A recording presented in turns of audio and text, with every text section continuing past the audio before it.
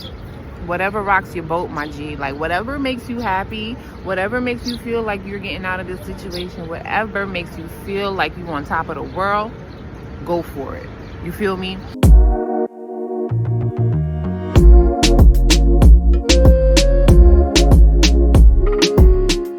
I gotta do this video right now, like, because if I do it any other time, I'm going to lose the reaction I have for it right now. Don't mind my skin. My skin, it's about to be helped in a few days. I'm gonna come up here and do some more story times and stuff like that. So I've been working at a facility, and I'm one of those people.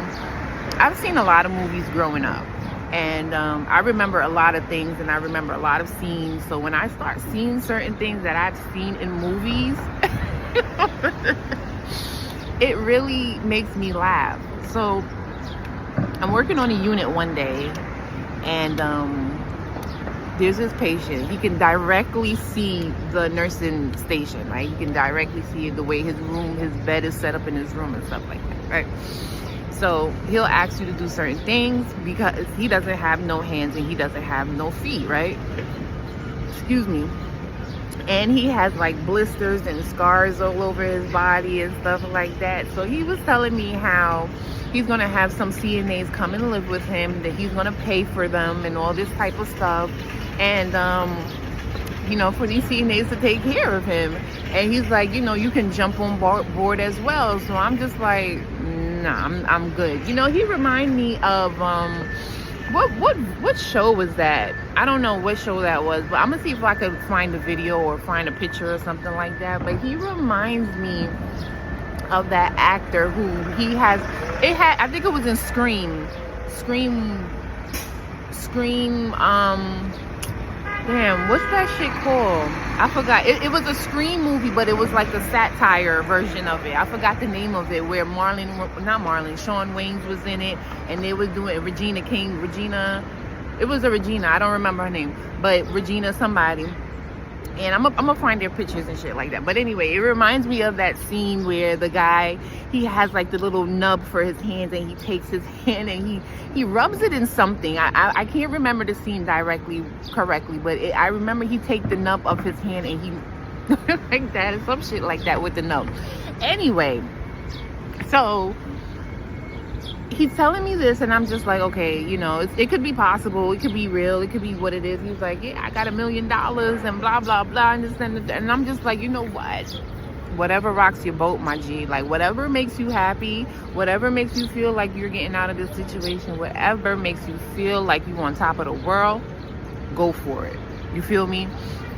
So I keep coming back to him, and you know, he's like, can you plug in my charge? Can you charge my phone? Can you charge my tablet? Can you give me the tablet? Can you open the tablet? Can you do all of this and blah blah blah? So I'm like, okay, no problem. Because it is what it is. You know, you're in your house, you want to be comfortable, we're here to help you, we're slaves to help you, so that's what it is. You feel me? So now I keep hearing, how you doing, honey? How you doing, sweetheart? My name is such and such. I want to get to know you. I want to love you. I want to this. I want to that. I want to blah, blah, blah. And I'm just like, who is that? I was like, who is that? Only to find out that it's this man. Remember, I say he don't got no hands and he don't got no feet. He's just head and torso.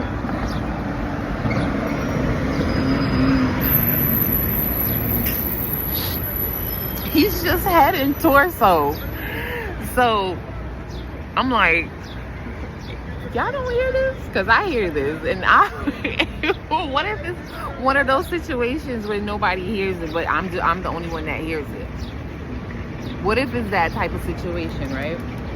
So I hear him in the room.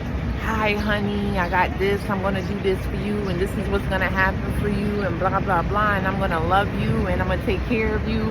And obviously the girls is not cooperating. So when they don't cooperate, you stupid B, I can't believe you. I said what I said. Why you don't believe me? You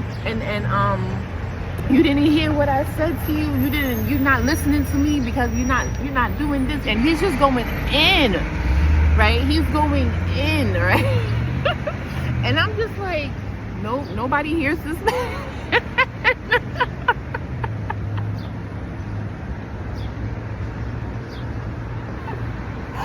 I'm like, nobody hears this man on this laptop. I mean, on his tablet, talking to women that way. You're not, and it's like every time he say, hi, honey, the next you know, he's saying, you not listening to me, you not this, you stupid, you, and I'm just like, and it's going on for hours.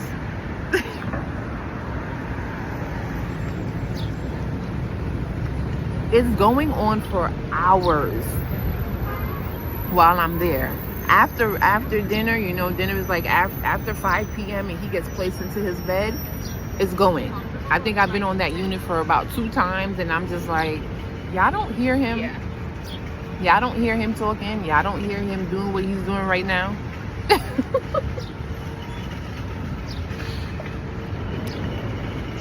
So I'm thinking to myself, like, first of all, I want to ask, how did you get in this position and all this type of stuff, right?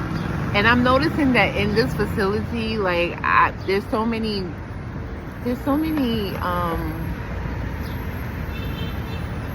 characters. Like, this is what I call it. The last time I've been on an interview and they asked me why you want to work in this field or this particular nursing home or whatever the case may be. First of all, you need help. Why are you asking me why I want to work here? You need help. Right? But to be honest with you, that's a mindset that we have to get out of when we get into these job interviews and all this type of stuff. Like, why do you really want to work here? You know what I'm saying? Like, you need to really understand why you're working somewhere or anything like that. Like, as I've been working in nursing homes, I realized that there's no elevation, right? There's no real elevation. At least what I am experiencing in New York City, like, there's no elevation in New York City. So therefore, it's like, you really gotta step out the box, right? But anyway, I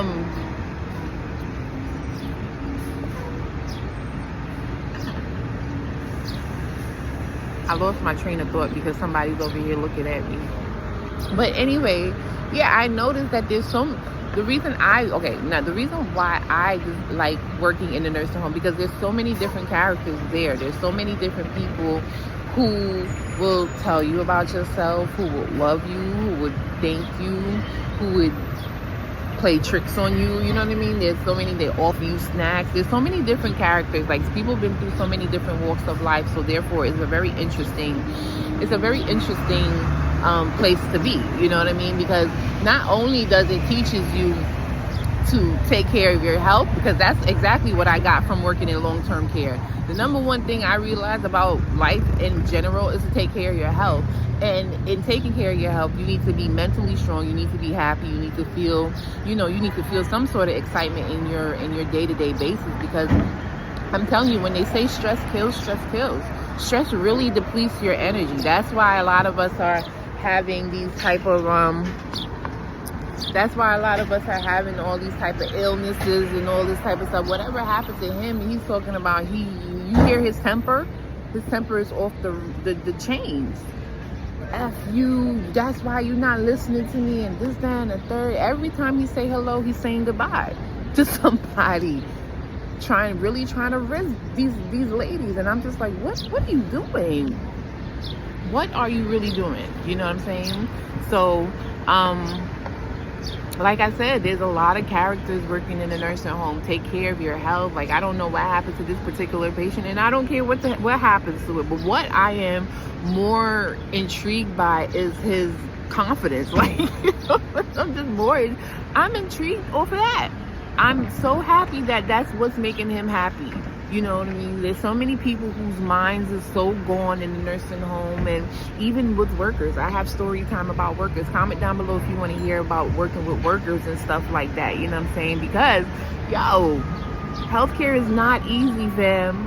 It's not easy at all. I don't know if it's just America. I don't know if it's just New York. I think I'm going to try to start working on going to another country and seeing how that works out as well, but it's not easy at all, you feel me?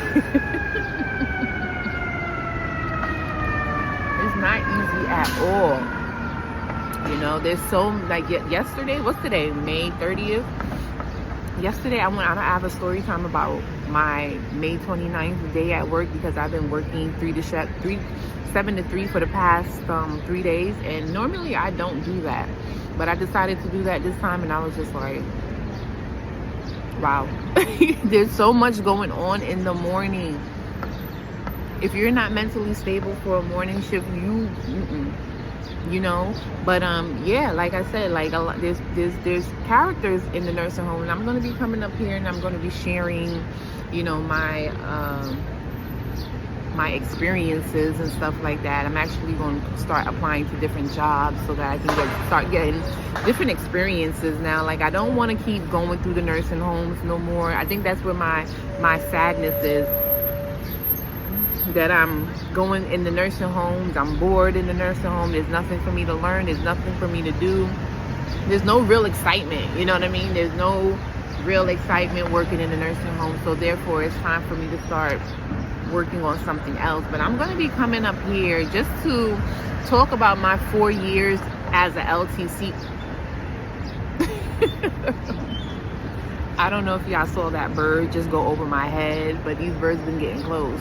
But you know, my 4 years of working LTC, and you know, just my experience, the things that I've learned. The last 3 days were just very eye-opening. And let's start this channel, Miss Bent Loves Loves. My name is Danielle. I've been an LTC nurse for the past 4. I don't know if y'all see them. For the past 4 years, and it's a love-hate relationship. You feel me? It's a love-hate relationship. But the past 3 days is enough story time for, like, I just be pondering. Like, after I get off of work, I like to sit down and ponder about my day and how it went and stuff like that, only to just give me reflection. But the past 3 days has been eye-opening, you know what I'm saying? It really has been eye-opening for my career. It really has been, you know, something that I'm just like, I need to really, really, really think about what I'm doing right now, you know, because this career will really drain you. It will really take you down. It will really take you out. It will really drag you down if you're not in the right mindset. If you're not in the right mindset for this career, it's going to take you out, you know. That's why a lot of people be having anxiety, and they feeling like they can't go to work, they can't do this, and my life is in shambles, and this, that, and the baby. 12 hours is all you need. That's all you need for the week. When I was on the West Coast, and I'm currently in New York right now, after 12 hours you check out. You literally check out.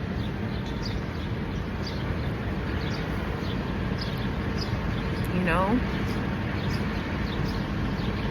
So that's my little story time on that patient that doesn't have any hands, doesn't have any feet, rizzin women at work. You know, and I think I came up here to say, like, my channel is going to be based off of making yourself happy.